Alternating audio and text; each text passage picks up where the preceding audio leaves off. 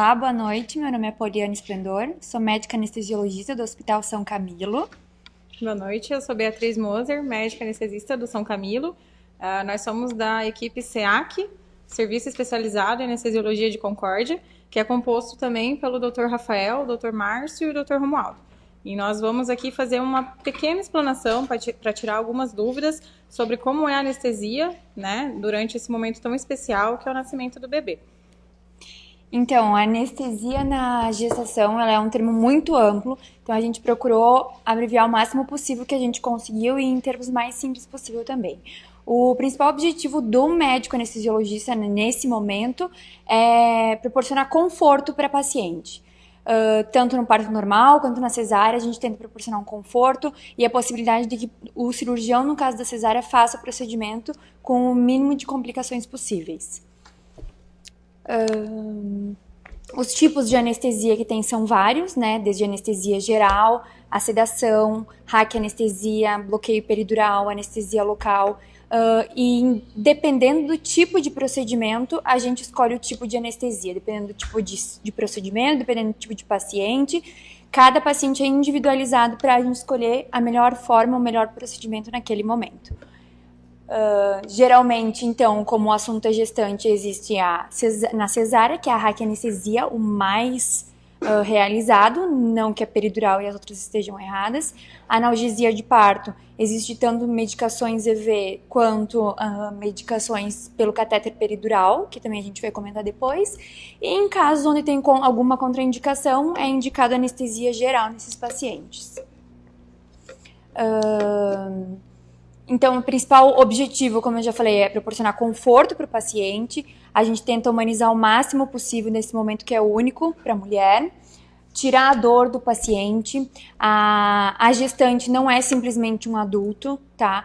A gestante ela tem muitas modificações fisiológicas, alterações fisiológicas, que também são estudadas separadamente, tá? O anestesista ele é responsável tanto pela monitorização do paciente, realizar o procedimento da anestesia para tirar dor. A gente fica o tempo inteiro com o paciente monitorizando sinais vitais e caso ocorra alguma complicação, a gente também está ali para auxiliar. Das alterações fisiológicas que ocorrem na gestação, são muitas alterações. Eu vou tentar falar algumas do jeito mais simples para a mãe compreender, que, por exemplo, assim... Por que a orientação do obstetra é para a mãe deitar do lado esquerdo, quando vai dormir ou enfim? É por causa da compressão de uma veia, que é a veia cava, quando a paciente deita em decúbito dorsal e pode diminuir o retorno de sangue para a mãe. Isso em termos bem simples, tá, pessoal? Então, diminui o retorno de sangue, causa um mal-estar na paciente também, então por isso a orientação de virar o paciente de decúbito lateral esquerdo. Outras alterações, tanto posturais da paciente, a gestante ela tem uma frouxidão ligamentar, então isso propicia uma modificação na coluna da mãe também, né? E entre outras muitas alterações, por exemplo, na frequência cardíaca. São tudo alterações porque, na verdade, a mãe aumenta muito o metabolismo dela para suprir tanto a demanda do paciente dela, né, e do bebê que ela está carregando.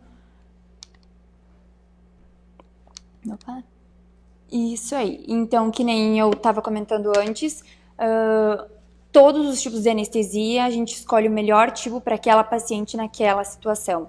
Existem indicações, contraindicações de cada uma. Por exemplo, a mais usada é a raquianestesia, que mais pra frente a minha colega também vai orientar vocês e explicar como é feito, o tipo de material que é usado, todas essas orientações que a gente precisa saber, como inicia, a posição da paciente. Então, isso tudo vai mudando de paciente para paciente, tá? Por que a gente escolhe tal anestésico e não outro? A gente questiona muitas coisas e é por isso que a gente fica estudando esses 3 anos para fazer o melhor e para aliviar a dor do paciente. Então, aqui é uma imagem de como é feito a raquianestesia e a peridural. A raquianestesia também é conhecida como anestesia subaracnoidea, tá? E uma explicação bem básica, tá, pessoal? A agulha que a gente faz a punção numa determinada localização, ela fura essa membrana aqui, que é a dura mater, subaracnoide, e injeta o líquido. A quantidade de anestésico que a gente usa é muito menor que na peridural, tá? E nessa região aqui. Já o bloqueio anestesia epidural ou peridural, que seria o mesmo nome, né? Ela não perfura a dura mater. Então fica aqui e o volume anestésico é muito maior para conseguir o mesmo de anestesia. Então tem diferenças em relação à qualidade da anestesia, né? Tem muito mais bloqueio, a raquianestesia, um bloqueio motor muito maior do que a peridural, mas que nem eu expliquei antes, são indicações. Cada paciente tem a sua indicação, cada situação, cada tipo de processo. Tendo com base, então, o que a doutora Poliana comentou, a gente vai dar sequência, né, ao que está sendo explicado. Como ela falou, então, existem alterações na coluna da gestante, dentre inúmeras outras, de frequência cardíaca, de alterações fisiológicas para suprir ali, afinal, ela está suprindo 2 corpos, o dela e o do bebê. Por conta dessa alteração da coluna, ela desenvolve uma hiperlordose. Então, como estava sendo mostrado ali, a nossa agulha ela tem que passar entre os processos espinhosos, que são pontinhas dos ossos ali na coluna. E quando na gestante isso fica mais fechadinho, a hiperlordose fica mais acentuada, essa curva da coluna. Então, na hora que a gente for fazer, vocês vão chegar, igual já foi passado, a enfermeira vai receber, vai ter todo o acolhimento de toda a equipe do centro obstétrico é extremamente preparada para receber a gestante. Então, no caso de ser indicado uma cesárea, que é o que a gente está mostrando aqui, a gente vai ver como que vai ser as posições. Então, chegou lá na sala de cirurgia, a gente vai preparar, é tudo estéreo. Nesse momento, que apesar de ser garantido o acompanhante, igual foi falado, né, tudo legalmente, nessa parte de anestesia, até se formar tudo, a conformação da sala, o acompanhante fica de fora um pouquinho, mas a partir do momento que está anestesiado, colocou os campos, está tudo preparado, daí o acompanhante pode entrar na sala para ficar junto com a paciente. Então, essa vai ser uma das posições que a gente vai mostrar. Aqui ela vai ficar bem curvadinha, acho, não sei se dá para ver o pointer ali na live, mas ela vai tentar fazer uma curvação, um Czinho com a coluna para tentar compensar essa hiperlordose e justamente abrir esses espacinhos para facilitar a passagem da agulha, tá? E aí a gente vai palpar, a gente usa a espinha ilíacas póstero superior como base, para uma linhazinha que a gente traça imaginária, que a gente vai achar o espacinho ali que geralmente vai ser lá no término já da coluna, que muita gente tem medo ali, ai meu Deus, e a medula vai funcionar, eu vou ficar sem andar. Não, a gente já faz no final, porque na maior parte da população, a coluna, a medula vai acabar lá em cima, L1, L2, então dali para baixo, L3, L4, que é onde a gente costuma fazer, a gente já não vai ter mais a medula em si. A gente vai ter só uns resquícios, que a gente chama de caldequina, que daí você não tem lesão e a gente entra bem pouco com a agulha, que a gente vai mostrar o calibre da agulha também, que é bem fininho. Então, o risco de lesão é mínimo. Claro que todo procedimento vai ter complicações, né? Pode ter, como a gente vai falar ali mais na frente, mas é bem raro e ao longo de 30 anos a anestesia evoluiu muito, então ficou muito segura. A gente ainda tem muitos mitos, com base no que nossas avós às vezes ouviam, né? Porque antigamente era muito precário ainda, no início da anestesia, desde os gases, as medicações que a gente usava, até os calibres das agulhas, as seringas de vidro. Então, em 30 anos, isso evoluiu drasticamente, assim. Então, aqui, o que vai acontecer? Esse aqui é uma agulha de peridural, não é esse calibre, a gente vai mostrar. Mas é nessa região que vai ser feita, igual eu acabei de comentar, né? L3, L4, ali na caldequina, que é a região segura para ser feita. Geralmente acontece exatamente isso no nosso serviço. A gente tem, as meninas são muito boas lá no centro obstétrico, elas orientam muito, ajudam bastante. Elas vão ficar na frente da paciente, a paciente vai ter sido feita asepsia ali. Nesse caso, na foto, foi usado iodo, a gente não costuma usar, a gente usa clorexidina alcoólica, que é o que a gente fala, o geladinho. Então a gente limpa porque é importante. Você vê que aqui, no caso, ela tá paramentada, então tá com luva estéreo, gorro, máscara, tudo certinho. A gente coloca um campo estéreo aqui para apoiar e aí vai ser feita a punção. Essa seria uma boa posição da sua coluna, acho que dá para ver bem ali. Ela estaria, então, confortável na maca, a gente senta ela de ladinho, tá? Em alguns serviços existe o costume de fazer a rack de lado, né? A paciente deitada. Mas isso é costume, é como a pessoa aprendeu. E assim seria uma boa posição. A paciente sentadinha, relaxada, soltando os ombros, tentando fazer um C com a coluna, encostando o queixinho no peito. Justamente na ideia de abrir o espacinho interespinhoso e facilitar a passagem da agulha. Porque isso que acontece às vezes, na hora que vai funcionar, faz um pulinho ali, você fecha esse espacinho e a gente fica se batendo ali. Então, por isso que a gente fala, a posição ali na hora é o principal. E nessa hora, a gestante não está sedada ainda, né? É possível depois. Por quê? Embora a gente tenha segurança para sedar, se for o caso, né? A gente evita sedar para que ela tenha o primeiro contato com o bebê, porque é um momento muito, muito importante ali de contato, tá? O pai, geralmente, ela, e vai nascer o bebê. Então, para não perder esse contato inicial. E a gente evita fazer muitas medicações de sedação, que apesar de ter um perfil seguro, no caso de uma anestesia geral, é possível ser feita, sem grandes prejuízos para o bebê, mas a gente evita para que não passe nada pela placenta ali para ele, tá? Antes dele nascer. Então, assim, por que a gente faz esse bloqueio de neuroeixo, essa RAC, essa PERE que a gente fala? Porque, basicamente, ali de uma maneira bem simples, né?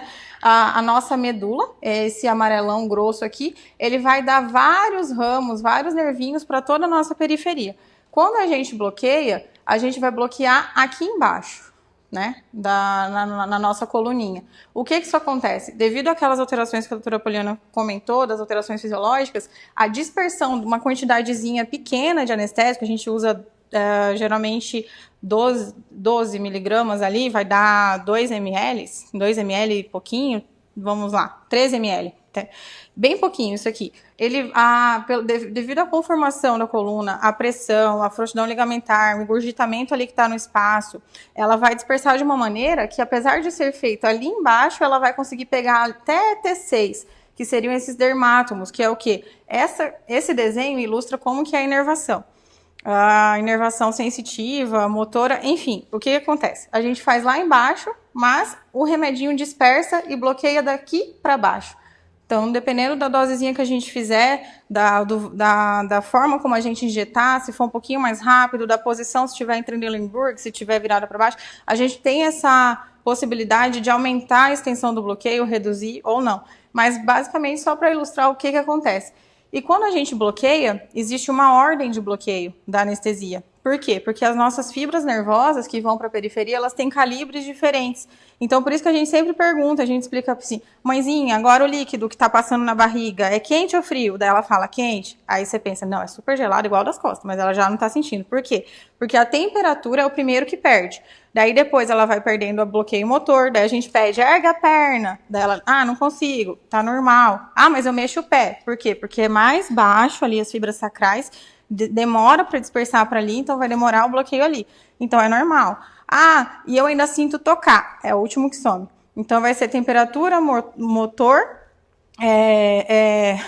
temperatura sensitiva, motor, e daí por último a propriocepção, que é esse de tocar. Então às vezes o obstetra já começou, não tá com dor, não tá nada, mas essa sensação de mexer é normal. E pelo fato de estar acordada, isso assusta. Porque, digamos, vou operar um joelho, um pé, né, uma ortopedia, não tô grávida, então eu vou operar isso. O que a gente vai fazer? Seda e pronto, essa parte não vê. Mas o fato da gestante estar acordada durante esse período, da agonia, fica ali, ai meu Deus, o que vai acontecer? Por isso que a gente vai explicando tudo.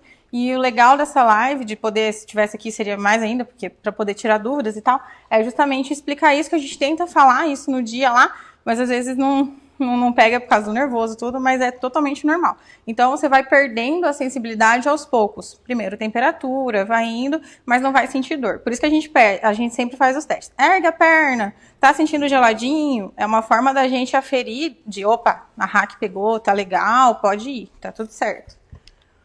E aqui, então, depois feita a posição, tudo certinho, asepsia, tá lá a nossa colega ajudando, né, da nossa equipe ajudando. Funcionei. O que vai vir? Vai vir o líquor, que é um líquidozinho que ele banha toda a nossa medula, nosso cérebro, e ele é um dos preditores de falar, opa, cheguei no lugar certo onde eu devo injetar. Com o tempo, né, a gente já faz isso há muitos anos, a gente sente quando chega na dura mater, igual a doutora Poliana falou, que a gente vai injetar o liquidozinho ali. Aí, funcionou, veio o líquor, então aqui a gente tem um introdutor, a agulha, ela é bem fininha, essa agulhinha aqui.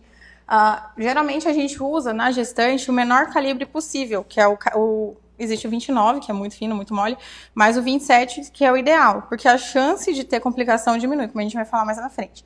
Então, fez a punção, olha a quantidade de anestésico. Isso aqui é uma seringa de 5, então dá bem pouquinho ml, sabe? É bem pouco anestésico, é bem seguro.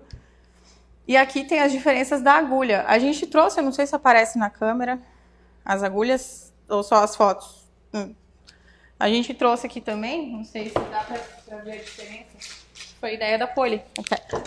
A gente sempre fala isso no dia a dia. Esse aqui é o que vai na veia. É um Albocate 20. Dá pra ver? Mais ou menos.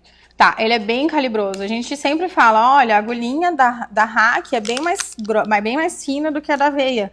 Porque essa aí é o que vai na veia. Na verdade, o ideal é que fosse mais grossa da veia ainda. A gente gosta de 18 ali para passar volume, se complicar e etc. E essa aqui é o que a gente usa, que vai nas costinhas, que é o que faz a Hack. Ela é bem fininha. E essa aqui é uma outra alternativa também, de ser feita para Hack, que é bem fininha também. Aqui, acho que dá pra ver. Dá pra ver? A gente não abriu pra não gastar a agulha. Beleza. Então aqui, mas na foto a gente tem, ó, então qual que é a diferença? Essas duas são de Hack, apesar de na foto parecer que essa é muito mais grossa, as duas são de calibre 27, que é aquela bem fininha. Ela chega a ser mole, tanto que ela precisa desse introdutor, muitas vezes, pra gente não ter dificuldade ali na pele. Por quê? A intenção dela é ser o mais fina possível para a gente não ter aquela dor de cabeça pós-cesárea, que todo mundo fala, né? Pós-hack. Então, esse aqui é um modelo que chama que chama Quink, que é a pontinha, ela é uma pontinha de agulha mais normal, ela é uma pontinha mais cortante. É muito usada, não está errada, ela continua sendo usada. A gente usa muito ortopedia, os pacientes masculinos, idosos, a gente usa bastante. Só que já foi provado que essa daqui, que é um outro tipo, que inclusive o nosso grupo trouxe para o serviço como diferencial, nós pedimos a compra e foi autorizado, porque o hospital sempre pensa no melhor para o paciente, é essa ponta de lápis. Tanto que tem essa analogia aqui. Por quê? Olha a pontinha dela. A diferença, ela não é uma pontinha de uma agulha normal, cortante. Ela tem uma pontinha romba, que parece uma ponta de lápis, daí a analogia, que é, na verdade o epônimo dela é o Itacre. E aqui que sai o anestésico. Então, ela, ao invés dela cortar a dura mater, que é aquela membranazinha, ela divulsiona, e aí depois que divulsionou, você consegue entrar e injetar o remedinho por ali. Isso era só para dar um enfoque maior. E aqui o que a gente falou, já foi falado antes, né? A diferença, então, da peridural para a Hack. A Hack a gente perfurou a membrana, que é essa dura mater aqui que protege a medula, e injetou o líquidozinho aqui dentro. A peridural a gente faz no espaço antes. Existem indicações, depende da situação, a gente ainda usa bastante a peridural, mas na gravidez já caiu bastante em desuso, porque em algumas regiões ainda tem esse costume, essa cultura. Igual no interior do Paraná, algumas cidades ainda tem essa preferência pela peridural. Só que na peridural você tem que usar volumes anestésicos de 20, 30 ml. Então a chance de você atingir uma dose tóxica é maior, de você ter uma dispersão errada, uma falha de bloqueio, uma complicação é bem maior do que com uma Hack, por exemplo. E além disso, você pode, olha como é perto ali, você pode perfurar a dura mater com essa agulha, que é muito mais calibrosa.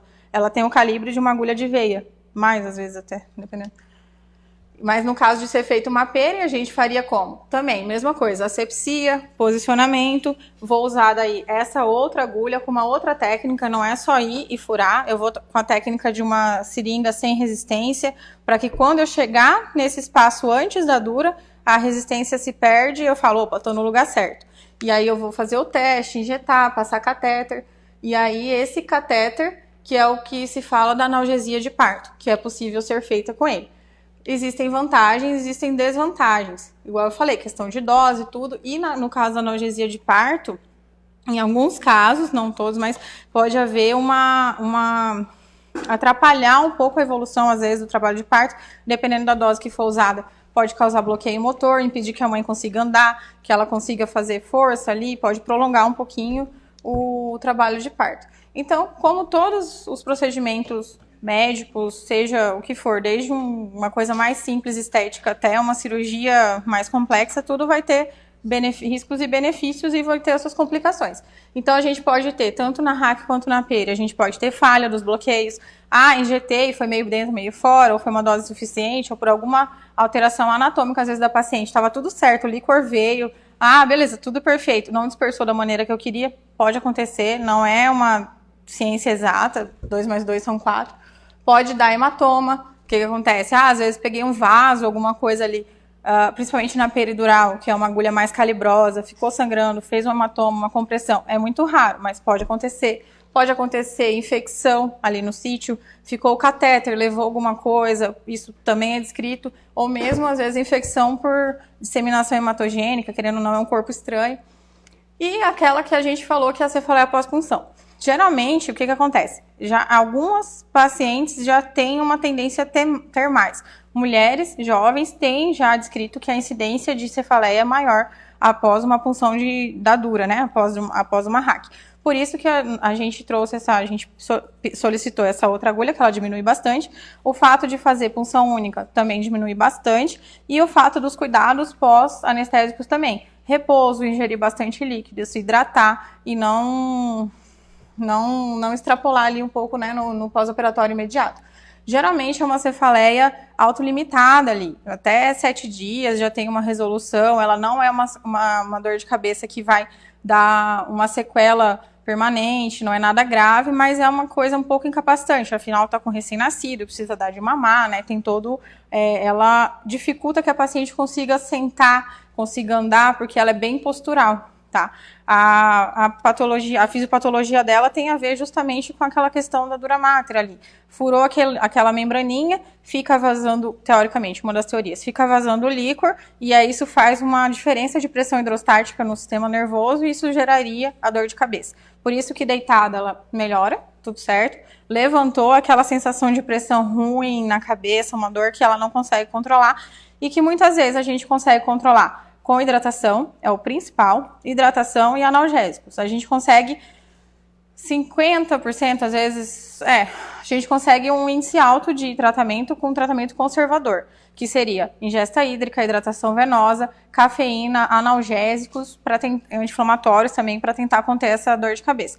Não, tá muito incapacitante, não tá melhorando, aí a gente pode lançar a mão do tampão, que é feito com a peridural e que também tem os seus riscos e benefícios, porque a gente precisa tirar sangue da própria paciente, injetar na coluninha, então isso pode dar infecção. Eu posso, nesse procedimento de peri, furar a dura também, e aí você pode ter uma piora, você fala, enfim, né? Mas isso é caso a caso. Exato. Outra coisa que é importante, que é bastante bacana, é uma avaliação pré-anestésica. A gente costuma fazer bastante aqui no hospital, e isso permite um contato mais próximo com o anestesista, que às vezes é visto como uma coisa meio mirabolante, mágica, estranha. Mas assim, você tira dúvida, conversa, a gente explica, mostra como é que é, e daí é bem mais legal esse contato, porque você fica mais tranquila na hora de fazer seu parto normal ou sua cesárea, né? Um dos dois. Bom, a anestesia geral é uma outra técnica que, no caso da gestante, a gente procura evitar, mas que pode ser usada, principalmente se a paciente tiver alguma doença grave, por exemplo, uma eclâmpsia que ela está convulsionando, vai ter que ser anestesia geral, ou se ela tiver alguma contraindicação absoluta aos bloqueios, seja peri, seja RAC. É uma cardiopata que é anticoagulada, não pode parar ou não parou no tempo devido e veio para o serviço, precisa fazer, o bebê está com o cardiotoco ruim, está com sofrimento, precisa fazer cesárea. A gente vai fazer um bloqueio lá que pode sangrar na coluna? Não, a gente vai fazer anestesia geral porque ela é anticoagulada. Então, em alguns casos, que a gente vai, junto com a equipe, o obstetra, a gente vai pesar, a gente vai lançar a mão da anestesia geral. Que daí é feita aquela que todo mundo faz, todo na veia, não teria esse bloqueinho na coluna, tá? E aí a paciente dorme, precisa ser entubada e respira com a ajuda do ventilador mecânico, tá? Quando você tem, então, outras indicações. Se você tem alguma cirurgia na coluna que impede a dispersão ali da medicação, ou não consegue a punção, fiz uma artrodese lombar, alguma coisa que não permite ali a punção, pode ser usado. Ou quando você teve falha técnica, se já funcionou, repuncionou, não está dando certo, digamos, vamos lançar a mão já da anestesia geral. Que é bem importante. É só uma RAC, eu vou estar acordada, então eu posso tomar um café da manhã, comer bastante, assim, ou almoçar, e aí eu vou fazer... Não, você tem que ficar em jejum. Por quê? Porque o esvaziamento gástrico da gestante já é lentificado pela progesterona. Dentre as coisas lá das alterações fisiológicas, ela já tem um esvaziamento mais lento. Então, ela já fica mais tempo com a comidinha que ela comeu ali. E se você comer antes de ir para a cesárea, né, digamos, ou mesmo até para o parto normal. Muitas coisas do Ministério liberam suquinho, chazinho ou sopa, porque coisas sólidas, né, durante o parto normal, coisas sólidas demora para digerir. Quando a gente faz anestesia, né, enfocando a cesárea, o que acontece? A gente bloqueou ali para baixo, pode ter náusea por causa de hipotensão, pode ter náusea e vômito, pode ter alguma complicação, vai pressionar ali para ajudar o bebê às vezes a sair, vai ter alguma coisa, e aí durante o procedimento, você pode ter náusea e vômito, vomitar, e aquele vômito você pode broncoaspirar, e aí complicar, às vezes, com pneumonia, uma coisa que é muito pior. Então, em qualquer procedimento, desde uma sedação no dentista, porque eu quero fazer uma limpeza com sedação, até uma cirurgia mais complexa, o jejum é imprescindível para evitar complicações como essa de broncoaspiração, tá? E principalmente na gestante, que esse esvaziamento já é mais lentificado. E uma dúvida muito grande, inclusive de próprios colegas, né, assim, às vezes, o que a gente pode usar, o que não pode e tal. Das drogas que a gente usa, todas no dia a dia ali na cesárea, tanto na cesárea quanto na eventual analgesia de parto, todas têm um perfil bastante seguro para a mãe e para o bebê. A gente não costuma usar nada que vá ser passado, que vá prejudicar o bebê. Então, na RAC, além do anestésico ser um volume pequeno, ele não passa pela placenta, não tem descrição disso de influência no bebê. E os opioides que a gente usa, morfina, fentanil, tem um perfil seguro que não teria nenhuma contraindicação, nenhum prejuízo ao recém-nascido. Até porque as doses que a gente usa ali no neuroeixo são bem baixas e são muito boas para analgesia durante o transoperatório quanto pós-operatório para a mãe, e não tem esse prejuízo para o bebê, dele nascer com hipotonia ou dificuldade para respirar, alguma coisa assim. Então, além disso, em outras cirurgias, digamos, gestante também tem apendicite, tem problema de vesícula, e a gente anestesia do mesmo jeito. E aí a gente tem aqui, só para ilustrar, algumas das medicações, por exemplo, o fentanil, o propofol, que está ali também, que a gente costuma usar bastante, que eles são seguros e podem ser usados, acho que tá meio borradinha a foto, mas só para ilustrar que são bastante seguros. A gente sempre procura enfocar drogas com perfil seguro para a mãe e para o bebê, para não ter prejuízo, principalmente do feto.